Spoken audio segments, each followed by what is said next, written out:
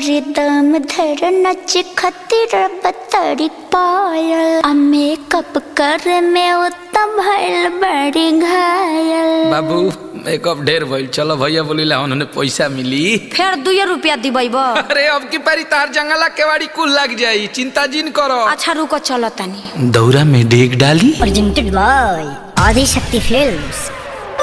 न बनी अंबानी जी जानो तो सभाबानी जी के झूठो के फैलता नी रउआ न ले ले कुछ बानी जी धरी न जबरी कलाई साफ साफ बतियाई माला पता न दिया। अरे मुँह खोल के मांगा मुँह मांगा जानू दा ए ब्यास मान न जा। अरे फेंकू हो गया औरी देहब कुछ ही ना। क्या दीजिएगा? 2 रुपया हो 2 रुपया आ गई औकात पर। 2 रुपया हो 2 रुपया हम जानता नहीं। बोरा में आके ले लो 2 रुपया हो। बोरा में आके ले लो 2 रुपया हो। उमर हिला के पौने 2 रुपया। बोरा में आके ले लो 2 रुपया। उमर हिला के पौने 2 रुपया।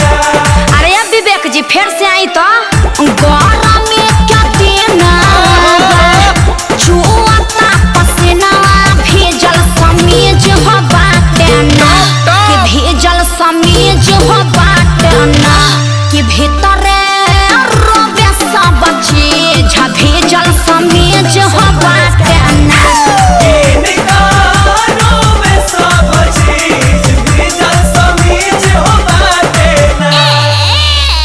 सुनले बानी तोहरता बहुते हो खता कमाई हो 1000 2000 जे दे देब तोहरो न कुछ घट जाई हो। जवानी अथनी पकैला बाड़ू कांडी बोला काहे अतना हाई बजट के करे लूटी। अरे बोला भैया जान भैया तो हमार होवे। हाँ तो फ्री में मजा लेबा छोड़ी हमार अब पीछा लेब न परीक्षा तनी दूरी बनाई।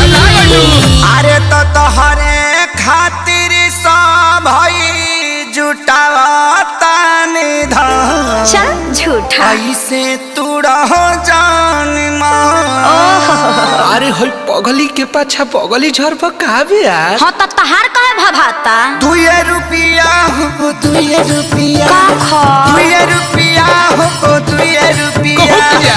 बोरा में आके ले लो 2 रुपया हो। बोरा में आके ले लो 2 रुपया। कमर हिला के पौने 2 रुपया। ना होई बोरा में आके ले लो 2 रुपया। अरे कमर हिला के पौने 2 रुपया। तू लोग कीप साइलेंट रहबा लोग की ना काहे खातिर आतना कमाइला एगो झुमका बना पेन्हाइला। जीवन बीमा तोहरो कराई हो।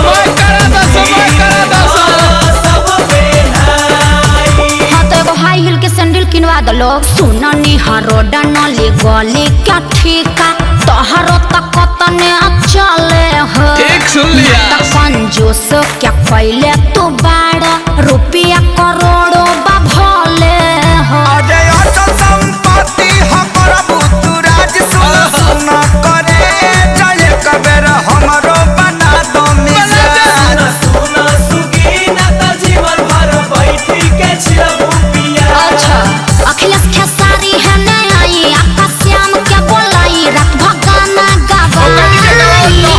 शहर तक बाजेला। अरे धन धन्य कैलू दिल से बाटे धन्यवाद। वेलकम जादव जी। रह जीवन भर जिया जिया एम मजनू के सारू तू तो देखे में लागत तारा। का? हारू बेबी फारू बजट बढ़ाओ। बैगनो बेच दे। बेच दो 2 रुपया होते हैं 2 रुपया। 2 रुपया होते हैं 2 रुपया। ले ला चुमा चटाई दे हम 2 रुपया हो। चुमा चटाई दे हम 2 रुपया हो। अच्छा कालो कटाई पौने 2 रुपया।